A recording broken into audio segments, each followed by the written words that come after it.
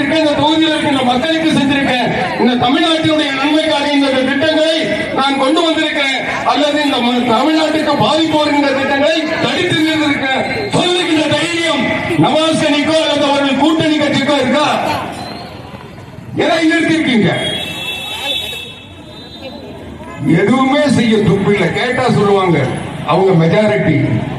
நான் நினைவுபடுத்துகிறேன், அனைத்து இந்திய அண்ணா திராவிட முன்னேற்ற கழகம் வாஜ்பாய் அமைச்சரவையில் புரட்சி தலைவி அம்மா காலத்தில் 1998 மத்திய அமைச்சரவையில் இடம்பெற்றிருந்தது.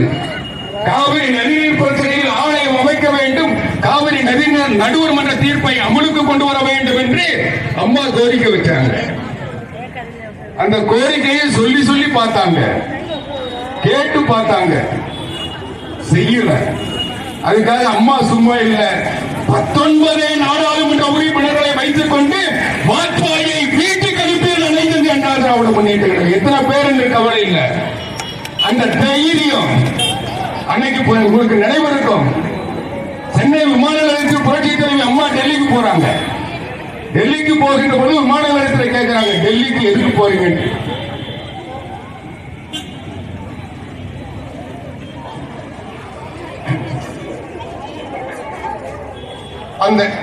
அந்த டெல்லி பட்டினத்தில் நான் வாஜ்பாய் ஆட்சியை வீழ்த்துவதற்காக போகிறேன் என்று சொன்னார். போனார், ஆட்சியை வீழ்த்தினாரா இல்லையா?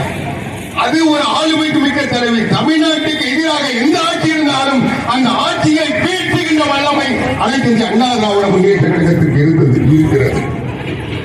இன்னும் சொல்ல போனார், 2014 அனைத்து இந்திய அண்ணா திராவிட முன்னேற்ற கழகம் தன்னந்தனியாக தமிழ்நாட்டில் போட்டியிட்டது.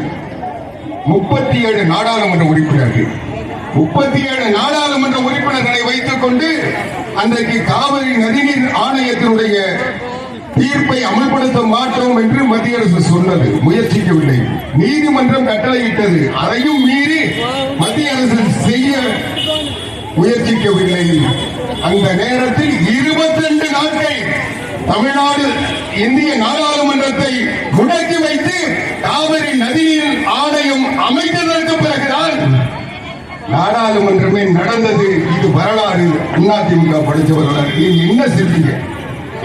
இந்த 38 பேர் ஒரு நாள் காவிரி நாடாளுமன்றத்தை நிறுத்தினீங்களா?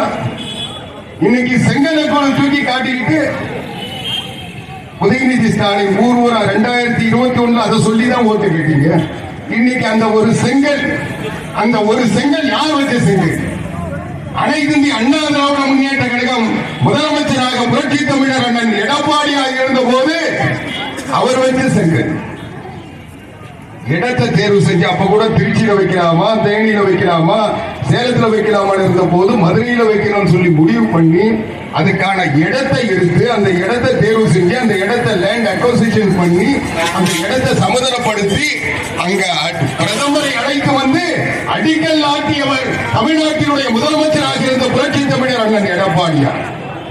அந்த அடிக்கல் நாட்டதுக்கு அப்புறம் கொரோனா வந்தது. அதனால அதுக்குள்ள செய்ய முடியாத நிலை இருந்தது. அதுக்கு பிறகு தேர்தல் வந்தது. தேர்தல் வந்தப்போ அந்த அடிக்கல் நாட்ட ஒரு செங்கலை வச்சுட்டு காட்டிட்டு இருந்த உதயநிதி ஸ்டாலின் இந்த 3 வருஷமா என்ன செஞ்ச? தமிழ்நாட்டில் ஆட்சி உண்டு. டெல்லியில 38 நாடாளுமன்ற உறுப்பினர் கிட்ட ஏன் அந்த ஒரு செங்கலை? அதுதான் அனைத்து இந்திய அண்ணா திராவிட முன்னேற்ற கழகத்தின் பொதுச் செயலாளர் எடப்பாடியார் சொன்னாரு. இங்க ரோட்ல வச்சு காட்டுற செங்கலை கொண்டு போய் நாடாளுமன்றத்தில் காட்டி இருந்தால் நரேந்திர மோடி பயந்ததை செய்திருப்பார்.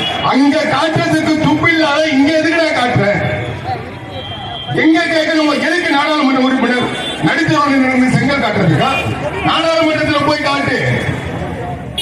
எதை கேட்டிருக்கீங்க? தமிழ்நாட்டுக்கு எதிராக ஏதாவது ஒரு பிரச்சனையை குரல் கொடுத்திருக்காங்களா? சரி, அதெல்லாம் போட்டோம். தமிழ்நாட்டில் 3 வருஷம் ஆட்சியில் வச்சுறீங்களா? என்ன ஆட்சியில் வச்சுறீங்க? நீங்க நினைச்சு பாருங்க. 2021 இன்னைக்கு 520 வாக்குறுதி சொன்னாங்க. ஒரு வாக்குறுதி நிறைவேறிருக்கா? 520 வாக்குறுதிகளில் ஏதாவது ஒரு வாக்கு நிறைவேற்றப்பட்டிருக்கிறதா? ஒண்ணு கூட இல்லை.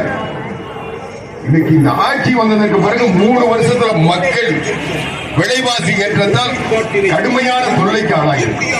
அன்னைக்கு சொன்னான் ஸ்டாலின் தான் வராரு, விடியல் தர போறாரு. எல்லாம் நினைச்சான் ஸ்டாலின் வந்தவங்க விடியல் வந்துட போறது. என்ன விடியல் வந்தது? கரண்ட் கட்டு தான் வந்தது. ஸ்டாலின் 2011 21 வரைக்கும் புரட்சி தலைவி அம்மாவுக்கு பிறகு அண்ணன் புரட்சி தமிழர் எடப்பாடியார் தொடர்ந்து ஆட்சி நடத்துறாங்க. இந்த 10 வருஷத்துல பவர் கட் இருந்ததா? கருணாநிதி ஆட்சியில பவர் கட் இருந்தது. அதை மீட்டு புரட்சி தலைவி அம்மா ஒரே வருஷத்தில் சரிபடுத்தி மின்சாரத்தில் மிகை மாநிலமா தமிழ்நாட்டை உயர்த்தி வச்சாங்க. 10 வருஷம் தமிழ்நாட்டில் மின்வெட்டு என்ற வார்த்தையே இல்லாத ஆட்சி நடத்தவங்க. இன்னைக்கு எங்கிருந்து வருது மின்வெட்டு? சரி, மின்சாரம் தருவதற்கு தான் துப்பில்லை, வக்கீல்லை, லாயக்கில்லை. ஆனா ஏண்டா கரண்ட் பில்லை ஏத்துனீங்க? ஏன் கரண்ட் பில்லை ஏத்துனீங்க?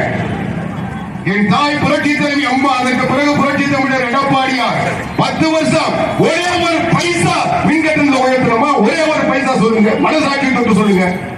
ஒரே ஒரு பைசா ஏத்தணுமா? ஆனா 3 வருஷத்துல 300 மடங்கு. ஒரு 500 ரூபாய் கரண்ட் பில் கட்டியிருந்தா இன்னைக்கு 1500 ரூபாய்.